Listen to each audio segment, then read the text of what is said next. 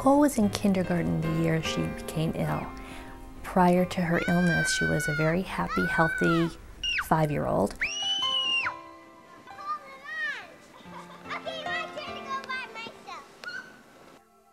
One of Nicole's favorite things to do was go sledding in the backyard.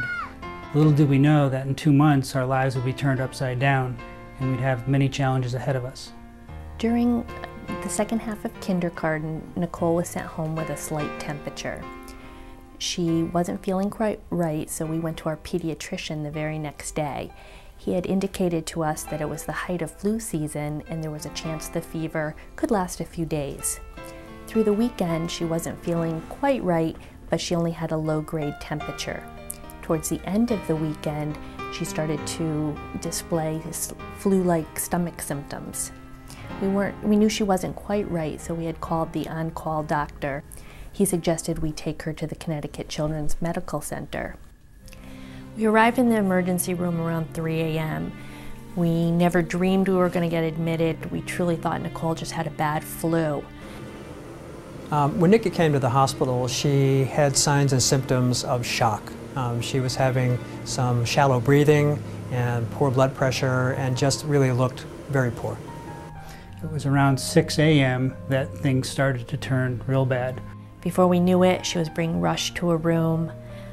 We started to feel that there was something terribly wrong. She began to get a very rapidly progressive gray, almost black discoloration of her abdominal wall. A few hours later, she was rushed to the pediatric intensive care unit, where a team of doctors were just standing over her trying to evaluate what it was. Her vital signs were going down. And her abdomen became more distended. And as that happened, her breathing got more labored, and her blood pressure got lower, and her pulses got worse. And we started to realize there was a problem in the belly that was causing all the issues. It was a nightmare to see your 5-year-old daughter helpless and no way that you can help. We were frightened about what was going to happen. And the effects of the infection that had occurred were really overwhelming her body. She had what we call septic shock. Within 45 minutes of that, she was in the operating room. Dr. Bork, who did the surgery, saw that a large segment of the bowel was either dead or severely diseased in the areas surrounding the dead tissue in a way that was very, very uncommon. It was an infection that very few people get to this degree and survive. Apparently what happened was a polyp in her intestine burst, causing a rare bacteria to flow through her body.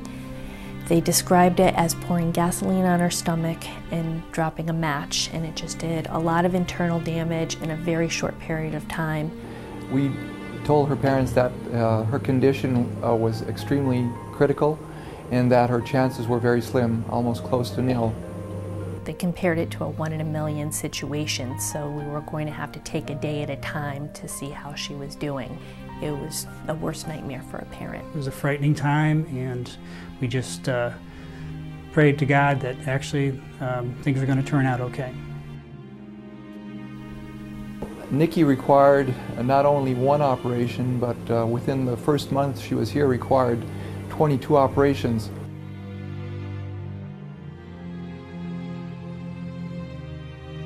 She actually endured 14 consecutive days of surgery, and instead of closing her up each time, they actually wrapped her body in sort of like a plastic type wrap where it would allow them to go in each day to check her situation out.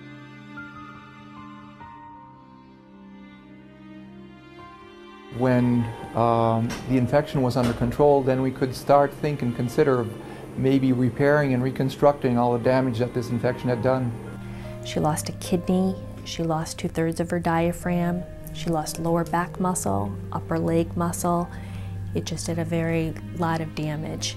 She needed multiple transfusions to correct the infection, to correct blood loss that she had, to help her maintain a blood pressure during her operation. Nikki has been one of the sickest persons who required the most amount of surgeries, and through all that time required support and blood products, and probably, I would say, is the person that required the most blood products in the 20 years I've been doing surgery.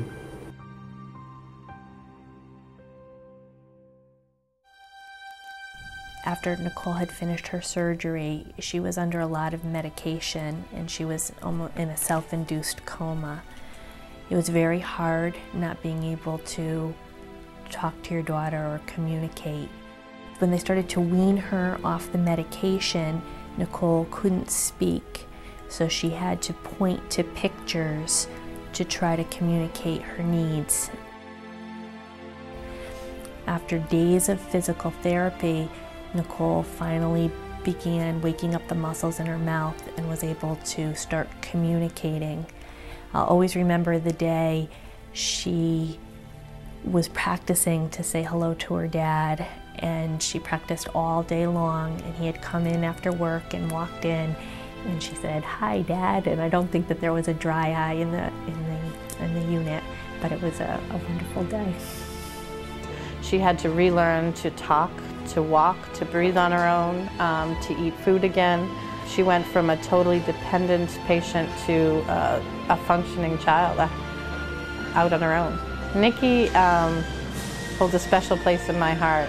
It was one of those kids that the minute she got here, she kind of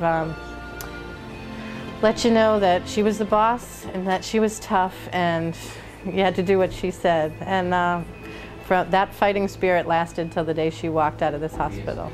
And she did walk out.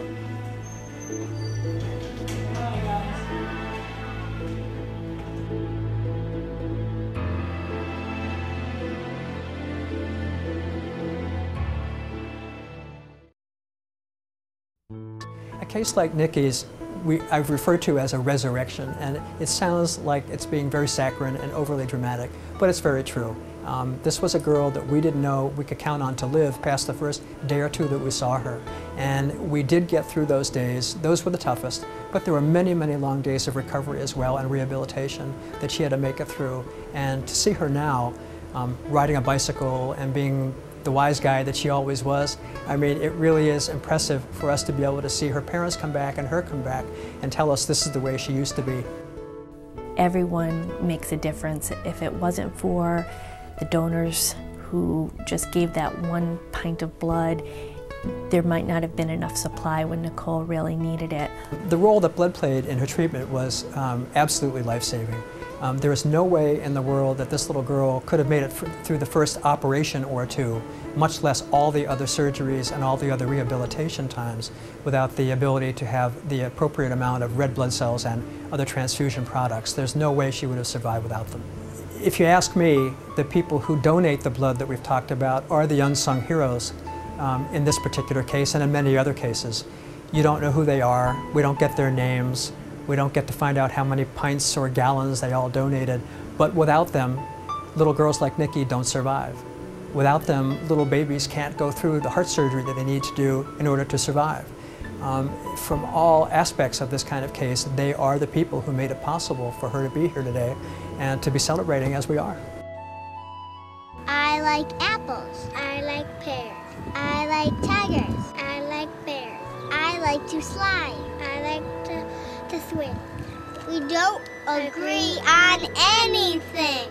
Nicole's experience really makes us appreciate each day. We really appreciate the little things in life and don't sweat the small stuff, as they say. Having her home with us really makes us realize how important family is and how quickly in an instant your life could change. Having Nicole home now is a joy, and the only thing now I have to make sure with Nicole is to tell her to stop running. Okay, she has a tendency to be a little too quick on her feet than she should, and I guess we're just cautious because everything she's gone through, but she's a bubble of energy and a joy to have, and we're thankful that we've had the opportunity to continue on. I see a dolphin. I see a little doggy. I see a turtle. I see a snowman. Doggy. I see a clown.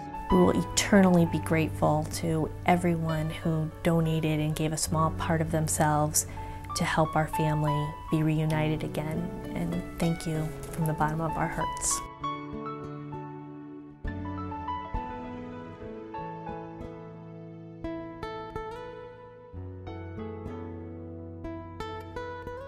Thank you for getting blood. It helped me get better.